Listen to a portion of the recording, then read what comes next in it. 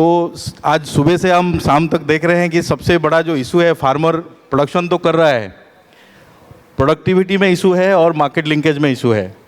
तो आपको क्या लगता है गवर्नमेंट की कौन सी पॉलिसीज़ हैं और सही डायरेक्शन में पॉलिसीज़ हेल्प हो रहा है ये दोनों चीज़ों में, या और कुछ डेवलपमेंट लाना चाहिए या चेंजेस लाना चाहिए? Good evening. देखिए, गवर्नमेंट की जो पॉलिसीज़ हैं, अगर आप पिछले 15 सालों में देखें तो बहुत चेंजेस हमने देखे हैं, चाहे वो वेयर हाउस डेवलपमेंट को लेकर हो या ड्रोन से किसानों को फसल करने के लिए हो।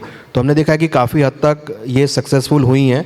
और अगर आप देखेंगे तो जो भारत आत्मनिर्भर नहीं था पहले तिलहन के या दलहन के क्षेत्र में, अब वो आत्मनिर्भर बनता हुआ दिखाई दिया है।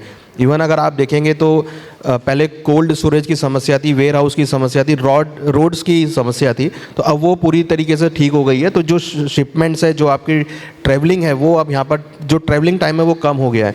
तो ईजिली अब हम भारत के एक कोने से दूसरे कोने तक ईजिली हम ट्रांसपोर्टेशन कर सकते हैं। और कोल्ड स्टोरेज बनने की वजह से जो शेल्फ लाइफ है कमोडिटीज़ की, वो इंक्रीज़ हो गई है। तो कहीं ना कहीं जो एक स्कार्सिटी पहले था वो यहाँ पर डेवलप हुआ है। उसके साथ साथ जो ड्रोन टेक्नोलॉजी है वो अब धीरे धीरे भारत में आती हुई दिखाई दे रही है, क्योंकि इससे ही एक आपकी प्रोडक्टिविटी बढ़ सकती है। एक ऐसा साधन है, हालांकि बहुत सारे तरीके भी हैं, मगर एक ऐसा तरीका है ये जो टेक्नोलॉजी ड्रिवन है और इससे प्रोडक्शन बढ़ाने में हेल्प होती है। तो ऐसे सरकार की बहुत सारी नीतियाँ हैं जिससे प्रोडक्शन बढ़ाने में, और सरकार का मोटिव यही रहा है कि 2030 तक हमको तिलहन और दलहन में आत्मनिर्भर बनना है।